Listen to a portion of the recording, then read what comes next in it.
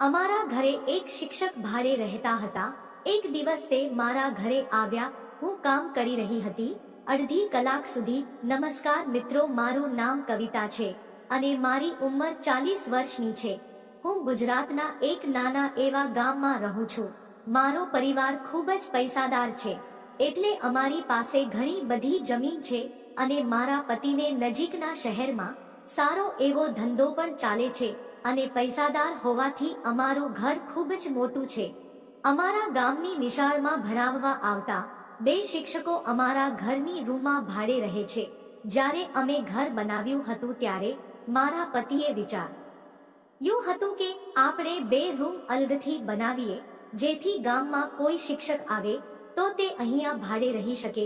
એટલે છોકરાઓને ભણાવવા માટે થોડા દિવસ પહેલા અમારા ઘરે બે શિક્ષકો રહેતા હતા. તેમાંથી એકની બદલી બીજા ગામમાં થઈ ગઈ, એટલે હવે એક જ શિક્ષક અમારા ઘરે રહે છે. તેનું નામ મહેશભાઈ હતું. હવે મહેશભાઈ પણ એકલા પડી ગયા હતા. જ્યારે પણ હું મારા ઘરનું કામ કરતી હોઉં ત્યારે તે પોતાની રૂમમાં બેઠા બેઠા મને જોયા કરતા.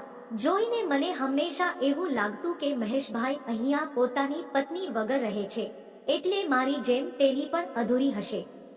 એટલે મને વિચાર આવ્યો કે જો અમારી બંનેની જિંદગી અધૂરી છે તો અમે બંને એકબીજાને મદદ કરી શકીએ છીએ.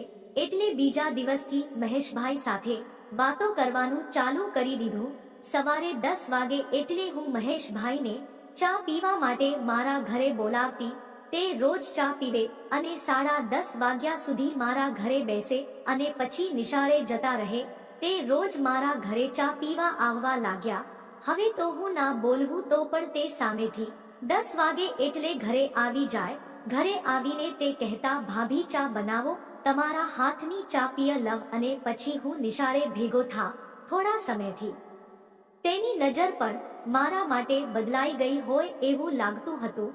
હવે જ્યારે તે મારી સામે જોતા ત્યારે મારા ચહેરા કરતા તેની નજર મારા ડાબલા પર વધારે પડતી. એક દિવસ મારે સ્નાન કરવાનું થોડું મોડું થયું. હું 10 વાગે સ્નાન કરવા ગઈ અને થોડીવાર બાદ મહેશભાઈ ઘરે આવ્યા. આવીને બોલ્યા, ભાભી ચા બનાવો.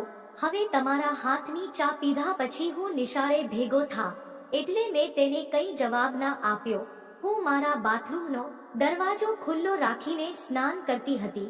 મહેશભાઈ મને જોવા માટે મારા બાથરૂમની નજીક આવ્યા અને મને ચૂંપાઈને જોવા લાગ્યા. મને તો ખબર હતી કે કોઈ મારી પાછળ ઊભું રહીને મને જોઈ રહ્યો છે અને આ કોઈ બીજું નહોતું, મહેશભાઈ પોતે જ હતા.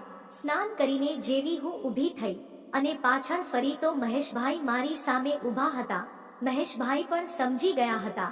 ત્યારબાદ તે અંદર આવ્યા અને ત્યાં જ વાંકી વાળી અને અડધી કલાક સુધી કપડાં ધોવાનું કામ લઈ લીધું. ત્યારબાદ મહેશભાઈ રોજ સવારે 10 વાગે આવે, અડધી કલાક કપડાં ધોવે અને નિશાળે જતા રહે.